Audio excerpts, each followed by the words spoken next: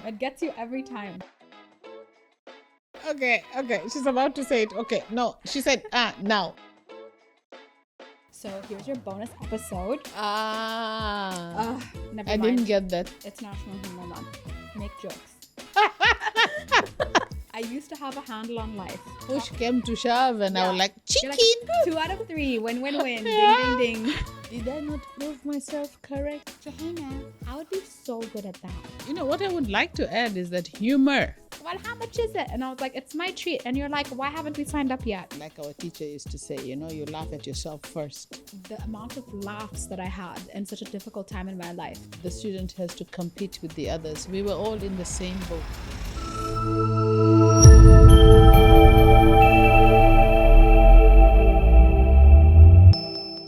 Assalamu alaikum and welcome to Press Pause with 𝐬𝐻𝐫𝐬. Every time. It gets you every time. Yes, I know. And I'm like, okay. She's about to say it. Okay. No, she said, now. Yeah. So this week, this is our bonus episode because we realized, well, Mom realized actually that there are 5 Tuesdays this month. So here's your bonus episode where Mom and I are going to talk about our experience doing a stand-up comedy course together. Yeah. And it also works with the theme of this month because another theme of April is it's National Humor Month. But I'm assuming the national is an American one, but we're going to go with it just because we want to talk about our comedy course. Okay. Yes. So for all the Americans tuning in, it's National Humor Month. Make jokes. Yes. Yeah. Be happy always. So I wrote down 3 one-liners that you don't know about. So you want to hear them? Dear. Okay. Yeah. Let me laugh. Okay. I used to have a handle on life. And then it broke.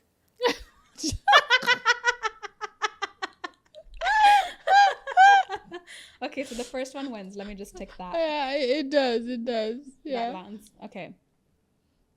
Are you ready?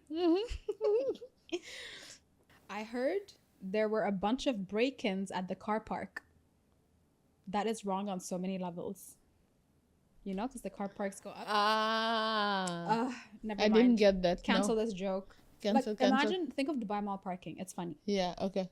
What's so funny about it? It gives me anxiety. It does give me anxiety too, especially now that we have to pay more. No, leave aside the payment part. It's just, I feel claustrophobic in that parking It's lot. okay. Don't make stress, ma.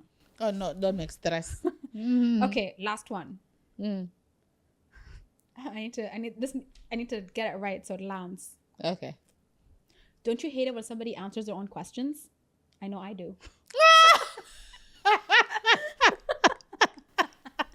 2 out of 3. Win. Ding, ding, ding. I wanted to start this one with a laugh. Yeah. More laugh. It worked. It worked? Okay, so do you remember? I actually remember very clearly the day that I came to you and I told you I want to do a stand-up comedy class. So, story time. I had a podcast guest on the show. People know her online as 𝐶𝐨𝐬𝐺'𝐭. She's so funny. Oh, yes. Yes, you really like her. You've always liked her content and then she came on the show. So yes, she did. That's She did, and I saw her. Met her live. yeah, exactly. And we met up and outside of the podcast shoot, we had such a good time shooting. So we made the decision to go out on a matcha date. So we went out, we had some matcha, we had like a really good chat. And I was actually unpacking my divorce with her.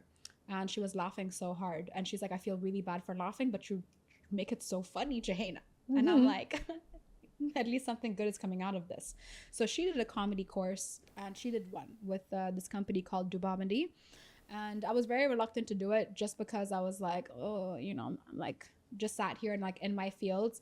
But one of the things I was advised to do to cope after my divorce is to force myself to like get out of the house and do something. So I was shy to go alone. So I asked you, I was like, yeah. So I came to you and I was like, oh, ma, I'm thinking about doing a stand-up comedy course. And then you go, 𝐬𝐻𝐫𝐬, I would be so good at that.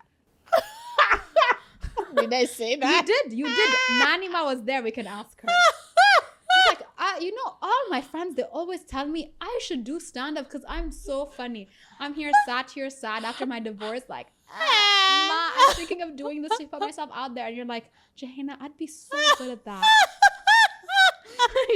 really. I remember clearly. I came to your house and I told you. And then I remember thinking, okay, Ma, do you want to do a stand-up comedy course? And you're like, well, how much is it? And I was like, it's my treat. And you're like, why haven't we signed up yet? So I sent them an email because it was really close to the start date. Yes. I sent an email and I asked if there are any slots available, because the last thing I would want to do is purchase it and then they say there's no availability. And they emailed me back, 2 slots left. So I saw that as a sign. It was written. I was it's like, a sign. yes, we should do it. You freaked out about going to class when we got closer to it. And you were like having this panic. Also, Nanima was in town, your mother. She was leaving that particular night. She was leaving that night, so she didn't want you to leave her. She didn't want. But also, you did have anxiety around going to class because exactly. when it was so you push came to shove, and I was like, chicken. Like, I'd be so good at it, but I'm scared. So the first class you missed, I was late to the first class because I was working a shift, but then I got annual leave for all the classes afterwards. Best money I've spent this year. We had fun. So far. We had fun. We had every class was fun time. It was every Sunday. So our teachers, Mina, she's Italian American. And I really like her. Like, she honestly reminds me of you. Oh, really? Yeah. Okay, I'm that good. She is honestly so great. And then her husband, Ali. So they both started Dubomedy. And it stands for Dubai Comedy, Dubai Plus Comedy. So they were both our teachers, and they both have a very different view on jokes and everything. So it was really nice to get a vast spectrum of that. Yeah. And then how many classes was it? Like six or seven Sundays? 6 or 5 or 6 or whatever. Something like that. 5 plus 1 for the final, the show or something like that. And then we have a graduation showcase at the end. Yes, oh my God. Where friends and family are invited and can be there. And it's free. It's a free show for us to be able to practice in front of a crowd. Yes. What was your experience doing it, Miss? I'm so good at it. Did I not prove myself correct? You did. Okay, khalas. No, you are really good. Alhamdulillah, so are you. Thank you. Actually, all the first timers were kind of, nobody believed. We all were really good. Yeah, nobody believed it was the first time on stage doing comedy for all of us. Yeah, the feedback. We were a good bunch. Yeah, and like the feedback that I received was, Sarah specifically was like, because you were all first timers, I thought it wouldn't land, but it did. And I was like, oh, thank you. Yeah, it landed for everybody. Yeah, exactly. So what was your favorite part of comedy class?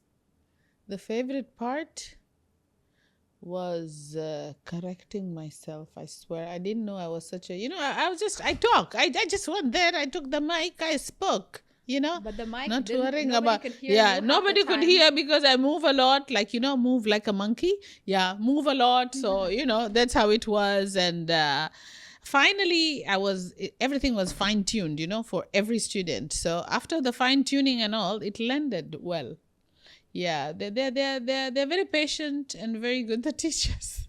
And they had to keep up with all of us, with all our faults and everything. Yeah. But it was so much fun. And we became like a little family, we still all keep in touch. We have a group chat. Yes. All of us stay in touch and meet up when we can. And my favorite part was the amount of laughs that I had in such a difficult time in my life. Like, it was very healing to have all these men make me laugh. Yeah, exactly. Yeah, they were mostly men.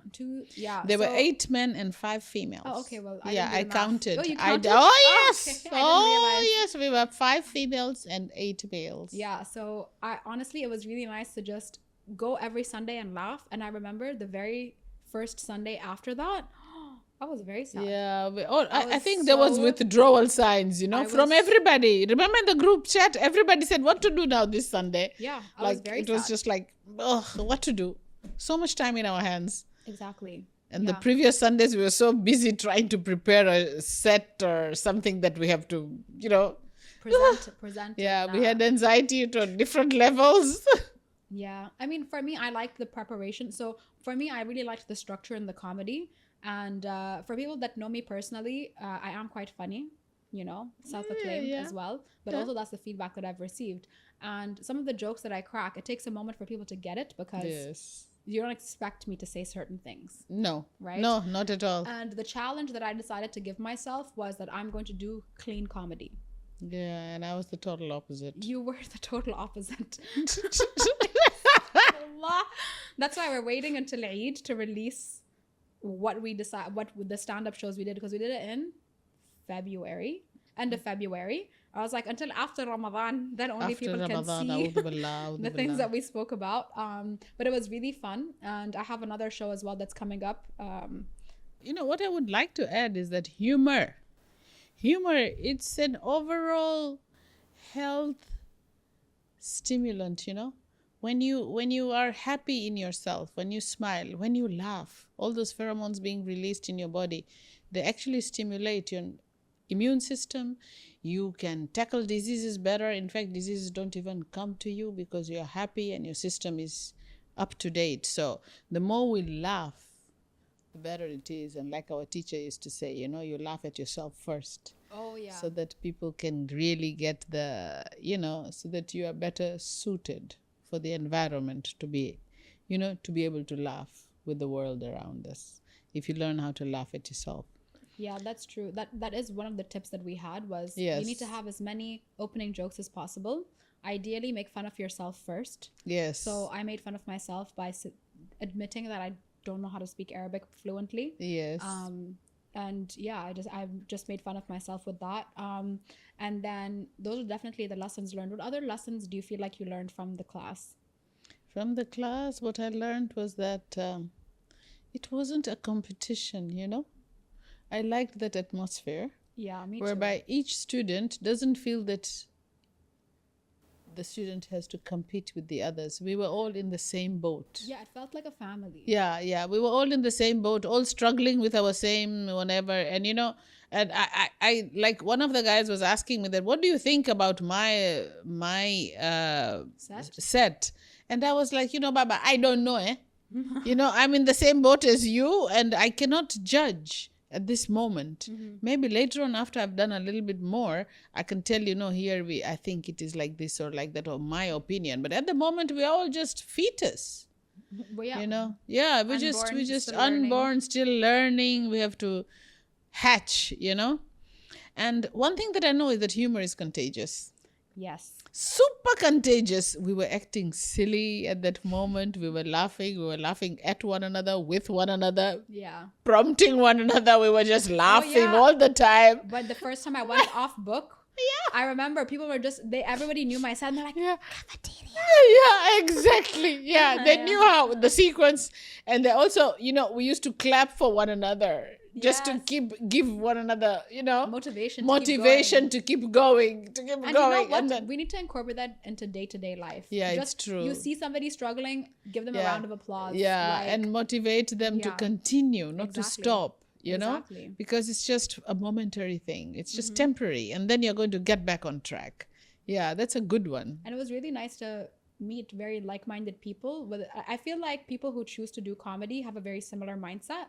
So we were all just funny and vibing off each other. Like anywhere you turn and anyone you speak to, you'll have a good laugh. And even if it's just an innocent sentence that you say, it would be taken otherwise and be extrapolated. Oh my God. It was fun. It was really fun. So you see, we have to tap into the therapeutic value of humor. Exactly. And really, for me, it was very therapeutic. Yes. And even Mina, our teacher, she was saying, she's like, this is cheaper than therapy. And that's why people come here. Yeah, exactly. And even my set it revolved around things that I have at one point in my life literally cried on the ground about and I'm insecure about since I was a child. Yeah. So I started with the fact that I can't speak Arabic, and then I moved on to all the intolerances that I found that I had. Oh yeah. That's like, depressing. You know, okay, everybody in this day and age is intolerant to gluten, dairy, and eggs. Yeah. But I won't tell you what else I'm intolerant to, so you can tune into my stand-up show because it was so funny and it just landed right. But I made fun of my intolerances, which is something that's made me very physically uncomfortable for a very long time. And then also I spoke about my divorce and the round of applause I received. Thank you, world. Thank you, everybody in that room, for just being so supportive in a time that was very difficult for me. And we could all just laugh about it. So yeah, I found it to be very, very healing and truly cheaper than therapy. Yes. Definitely that, yeah.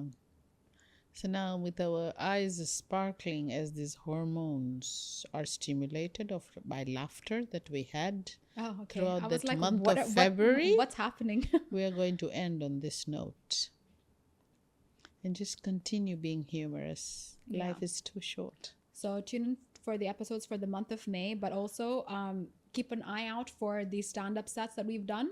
I haven't decided when I'm going to release it, but around this time feels right. So stay tuned.